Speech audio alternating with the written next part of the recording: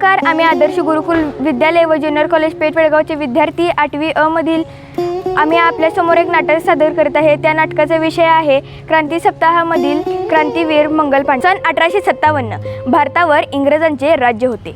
भारतीय सैनिकांवर अन्याय होत होता। नवीन काडतुसे वापरण्याची सक्त मनाई होती। या काडतुसांवर गायी आणि डुकरांच्या चरबीचा वापर केल्याची बातमी पसरली। यामुळे भारतीय सैनिकांमध्ये संताप उसळला। काय आहे हे नेमके प्रकरण? चला तर मग पाहूया।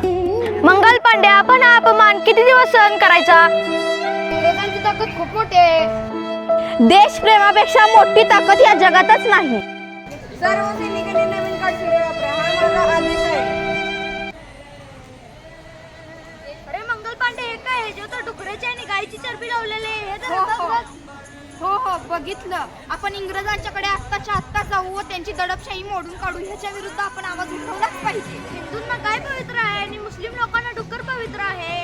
हो, आपण आत्ताच जाऊन त्यांच्या विरुद्ध कारवाई करू। चला तर चला।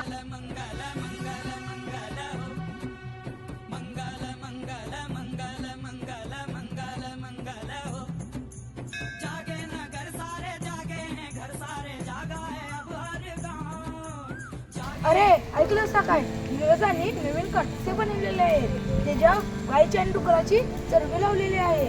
आपण त्याच्यावर आवाज उठवला पाहिजे। तर चला आपण मंगल पांडेच्याकडे जाऊया।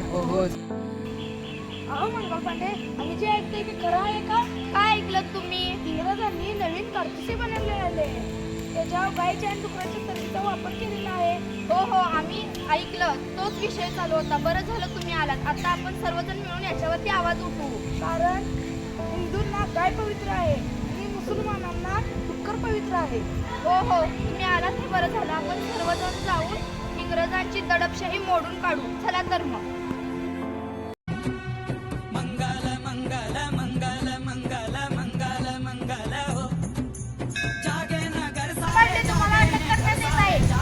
इंग्रजांच्या विरुद्ध कारस्थानी केल्यामुळे मंगल पांडे तुला अटक करण्यात येत आहे।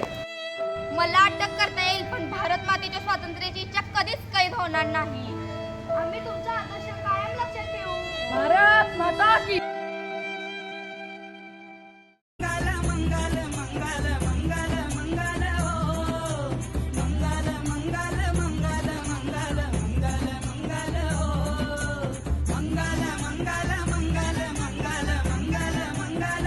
मंगल पांडे भारत मातेच्या स्वातंत्र्यासाठी एकदा नाही तर 100 वेळा भासावरती जाण्यासाठी तयार आहे। भारत माता की जय। भारत माता की जय।